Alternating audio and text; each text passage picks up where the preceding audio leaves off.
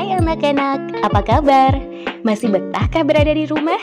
Meski hanya di rumah, tetap jaga kesehatan ya. Kalau terpaksa harus keluar rumah, jangan lupa memakai masker, menjaga jarak, menjauhi kerumunan, serta membatasi mobilisasi dan interaksi. Eits, ketika sampai di rumah, jangan lupa mencuci tangan menggunakan sabun dan air yang mengalir. Anak-anak, kali ini Miss Wirani akan membahas teks negosiasi. Materi ini merupakan materi kedua pada semester 2 ini.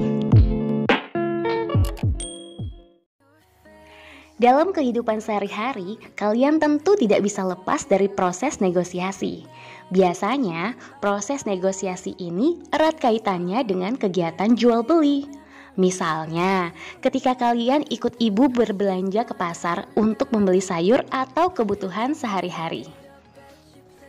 Coba deh kalian perhatikan, ibu kalian pasti ingin mendapatkan barang yang ingin dibeli dengan harga semurah mungkin kan? Untuk mendapatkan harga yang murah, ibu kalian tak segan-segan melakukan tawar-menawar kepada pedagang di pasar. Saat menawar, si penjual biasanya mempertahankan harga dagangannya sampai akhirnya terjadi kesepakatan harga terbaik.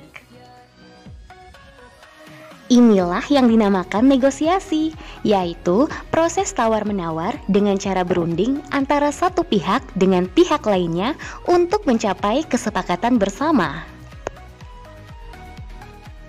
Dari contoh negosiasi ini, kalian tentu bisa menyimpulkan bahwa tujuan negosiasi adalah untuk mencari jalan tengah dalam suatu permasalahan, sehingga antara pihak yang satu dengan pihak yang lainnya tidak ada yang merasa dirugikan. Bagaimana? Sudah mulai paham kan? Nah, dalam bentuk teks, negosiasi berisi percakapan atau dialog yang melibatkan dua orang atau lebih. Orang yang terlibat dalam teks negosiasi bertujuan untuk mencari solusi dari sebuah masalah yang kemudian disepakati bersama.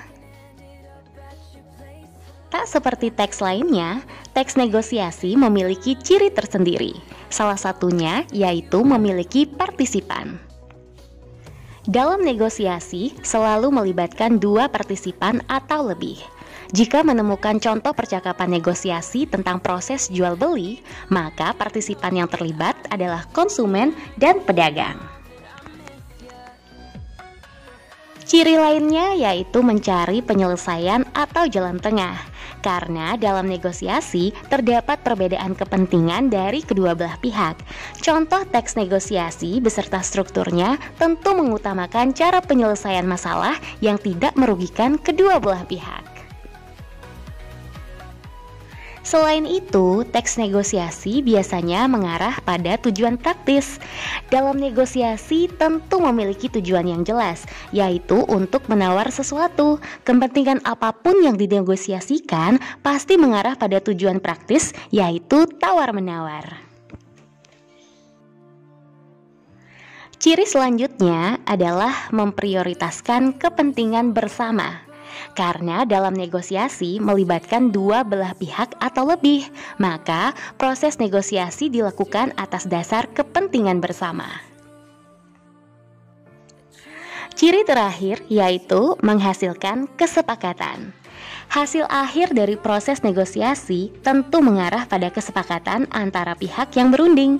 Negosiasi dikatakan berhasil jika mendapatkan kesepakatan bersama. Seperti pada teks yang lainnya, pada teks negosiasi juga terdapat aspek atau kaidah kebahasaan. Kaidah kebahasaan yang membedakan teks negosiasi dengan teks lainnya antara lain mengandung kalimat persuasif. Kalimat persuasif mengandung makna mengajak atau membujuk. Selain itu, teks negosiasi biasanya mengandung kalimat deklaratif, yaitu kalimat yang diutarakan dalam bentuk pernyataan. Selanjutnya, teks negosiasi biasanya menggunakan bahasa yang sopan agar proses negosiasi berjalan lancar. Tentunya bahasa yang digunakan harus mengutamakan kesopanan. Hal ini dilakukan untuk mengurangi kesalahpahaman dalam komunikasi. Dalam contoh teks negosiasi beserta strukturnya, bahasa yang sopan biasanya dimulai dengan kata tolong, silahkan, boleh, maaf, dan lain sebagainya.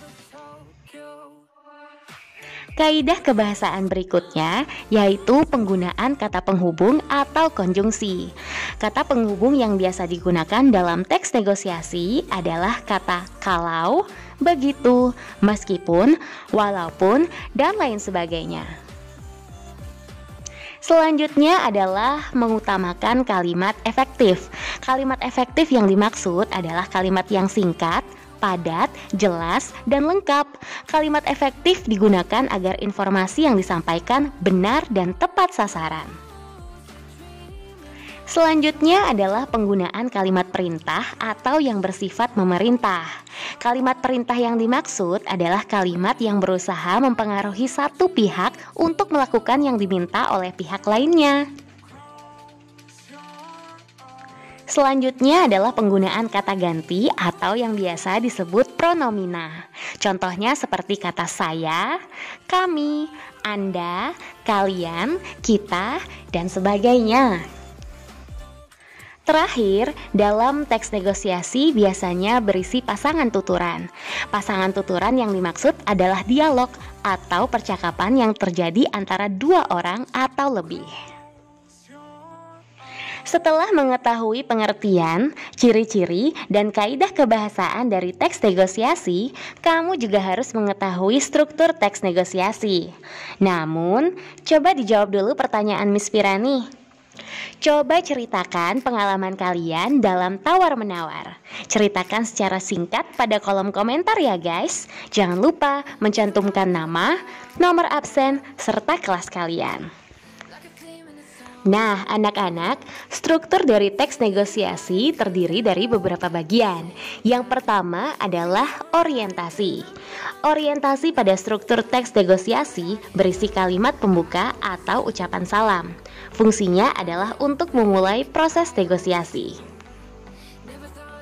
Selanjutnya adalah permintaan.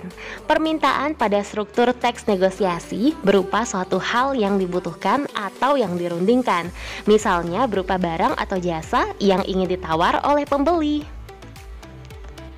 Struktur teks negosiasi berikutnya adalah pemenuhan, yaitu kesanggupan dari satu pihak atas permintaan pihak lainnya. Misalnya saat pedagang menyanggupi tawaran yang diminta oleh pembeli.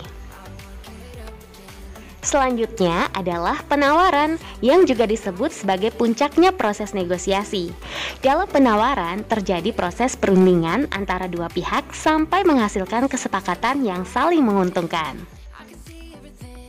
Selanjutnya adalah persetujuan, yaitu kesepakatan antara kedua belah pihak terhadap negosiasi yang telah dilakukan. Struktur berikutnya adalah pembelian. Di bagian pembelian, satu pihak boleh menentukan untuk menyetujui proses negosiasi atau tidak, sampai terjadi kesepakatan antara kedua belah pihak. Terakhir adalah penutup. Di bagian ini berisi kalimat penutup, biasanya diakhiri dengan ucapan salam atau terima kasih.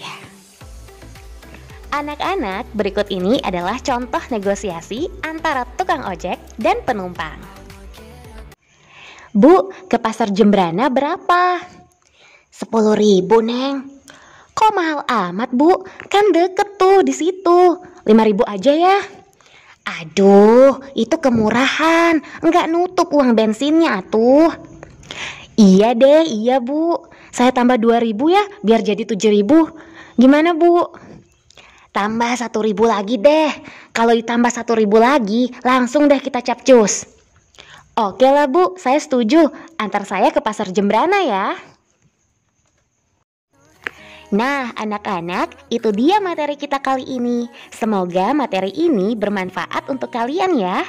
Jangan lupa dijawab pertanyaan yang Miss berikan tadi. Jawabannya ditulis pada kolom komentar. Jangan lupa cantumkan nama, nomor absen, serta kelas kalian. Miss tunggu komentarnya ya, gengs. Sampai ketemu lagi.